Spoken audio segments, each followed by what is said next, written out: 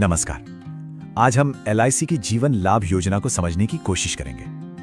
देखिए, हमारा मकसद बस इतना है कि इसके ऑफिशियल ब्रोशर की जो मुश्किल भाषा है उसे आसान बनाया जाए, ताकि एक सही फैसला लेने में मदद मिले।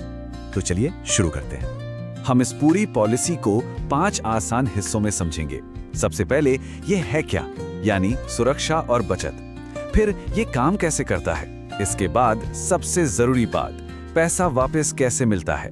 फिर देखेंगे कि इसे अपनी जरूरतों के हिसाब से कैसे बदल सकते हैं, और आखिर में कुछ जरूरी शर्तों पर भी नजर डालेंगे। तो चलिए पहले भाग से शुरू करते हैं। किसी भी पॉलिसी को लेने से पहले ये समझना बहुत जरूरी है कि उसका असली मकसद क्या है। तो देखिए, जीवन लाभ का सबसे बड़ा फायदा है इसका दोहरा मकसद। एक तरफ तो ये परिवार के लिए एक सुरक्षा कवच है कि अगर पॉलिसी होल्डर को कुछ हो जाए तो परिवार को एक आर्थिक सहारा मिले, और वही दूसरी तरफ ये एक बचत का जरिया भी है। अगर सब ठीक रहा और पॉलिसी पूरी हो गई तो पॉलिसी होल्डर को ही एक मुश्त रकम मिलती है। आपने ब्रोशर में पार, नॉन लिंक्ड जैसे शब्द जरूर देखे होंगे। सुनने में थोड़े भारी लगते हैं, पर इनका मतलब बहुत सीधा है। पार यानी पार्टिसिपेटिंग, मतलब आपको कंपनी के मुनाफे में से बोनस के तौर पर एक हिस्सा मिल सकता है। और नॉन लिंक्ड का मतलब है कि आपका पैसा सीधे सीधे शेयर बाजार में नहीं लगता, जिससे इसमें जोखिम कम हो जाता है। अच्छा, अब जब हम इसका मकसद समझ गए हैं तो चलिए दूसरे भाग में ये देखते हैं कि ये काम कैसे करता है, यानी प्रीमियम कैसे भरना है और कौन-कौन ये पॉलिसी ले सकता है। इस प्लान की जो सबसे खास और आकर्षक बात है ना, वो है लिमिटेड प्रीमियम पेमेंट की सुविधा। इसका मतलब बहुत सीधा और फायदेमंद है। मान लीजिए आपने 25 साल की पॉलिसी ली, तो आपका लाइफ कवर तो पूरे 25 साल तक चलेगा, लेकिन प्रीमियम वो आपको सिर्फ 16 साल ही भरना है। यानी प्रीमियम भरने की टेंशन जल्दी खत्म, लेकिन सुरक्षा का कवच पॉलिसी के आखिरी दिन तक बना रहता है। तो कौन ले सकता है ये पॉलिसी? चलिए जल्दी से इन जरूरी आंकड़ों पर नजर डालते हैं। कम से कम उम्र 8 साल होनी चाहिए, और ज्यादा से ज्यादा उम्र वो पॉलिसी की अवधि पर निर्भर करती है, पर 50 से 59 साल के बीच है।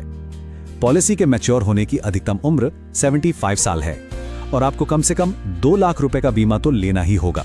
चलिए अब सबसे जरूरी हिस्से पर आते हैं, यानी इस पॉलिसी से आपको या आपके परिवार को पैसा वापस कब और कितना मिलता है। तो देखिए, पैसा 2 ही सूरतों में मिलता है। अगर पॉलिसी के दौरान पॉलिसी होल्डर की मृत्यु हो जाती है तो नॉमिनी को डेथ बेनिफिट मिलता है, और अगर पॉलिसी होल्डर पॉलिसी के अंत तक जीवित रहता है तो उसे खुद मैच्योरिटी बेनिफिट मिलता है। ध्यान देने वाली बात यह है कि दोनों ही मामलों में बीमा की रकम के साथ जमा हुए बोनस भी मिलते हैं। अब ये बोनस क्या चीज है? ये आपके पे आउट का वो हिस्सा है जिसकी कोई गारंटी नहीं होती। ये तो कंपनी के मुनाफे पर निर्भर करता है। इसमें हर साल घोषित होने वाले बोनस और पॉलिसी के आखिर में मिलने वाला एक फाइनल एडिशनल बोनस शामिल हो सकता है। और हाँ, ये बात बहुत जरूरी है कि हम अपनी उम्मीदों को सही रखें। जैसा कि आप देख सकते हैं, पॉलिसी के दस्तावेज में ये साफ साफ लिखा है कि ये जो रिटर्न की दरें बताई जाती हैं वे सिर्फ अनुमान हैं, इनकी कोई गारंटी नहीं है, और ये भविष्य के प्रदर्शन पर निर्भर करती हैं। तो फिर गारंटी किस चीज की है? गारंटी है आपकी मूल बीमा राशि, यानी बेसिक सम अश्योर्ड की। जैसे अगर आपने 2 लाख की पॉलिसी ली है तो मैच्योरिटी पर कम से कम 2 लाख रुपए तो मिलेंगे ही मिलेंगे, ये तय है। और ये चार्ट बहुत अच्छे से दिखाता है कि बोनस मिलने पर कुल रकम कैसे बढ़ सकती है। देखिए, गारंटीड रकम तो 2 लाख है, लेकिन अगर 4% का अनुमानित रिटर्न मिला तो ये 2,20,000 हो सकती है, और अगर 8% का रिटर्न मिला तो यही रकम 3,70,000 तक भी पहुंच सकती है। याद रहे, ये सिर्फ एक उदाहरण है। अब बात करते हैं कि इस प्लान को आप अपनी जरूरतों के हिसाब से और बेहतर कैसे बना सकते हैं। आप चाहें तो थोड़ा एक्स्ट्रा प्रीमियम देकर अपनी पॉलिसी में राइडर्स भी जोड़ सकते हैं। ये एक तरह से एड ऑन कवर होते हैं। जैसे एक्सीडेंटल डेथ राइडर लेने पर अगर पॉलिसी होल्डर की मृत्यु किसी दुर्घटना में होती है तो नॉमिनी को बीमा की रकम के अलावा एक और अतिरिक्त रकम मिलती है। अच्छा, एक सवाल, क्या ऐसा हो सकता है कि मैच्योरिटी पर सारा पैसा एक साथ लेने के बजाय एक रेगुलर इनकम की तरह किश्तों में मिले? जी बिल्कुल। अगर आपका जवाब हाँ है तो सेटलमेंट ऑप्शन इसी के लिए है। ये आपको ये आजादी देता है कि आप मैच्योरिटी या डेथ बेनिफिट का पैसा एक बार में ना लेकर 5, 10 या 15 सालों की किश्तों में लें। चलिए अब हमारे आखिरी और शायद सबसे जरूरी हिस्से पर आते हैं। उन शर्तों पर नजर डालते हैं जिन्हें लोग अक्सर नजरअंदाज कर देते हैं। एक आम चिंता जो सबके मन में रहती है, अगर किसी वजह से प्रीमियम नहीं भर पाए तो क्या होगा? ऐसी हालत में ग्रेस पीरियड खत्म होने के बाद पॉलिसी लैप्स हो जाती है, यानी बंद हो जाती है।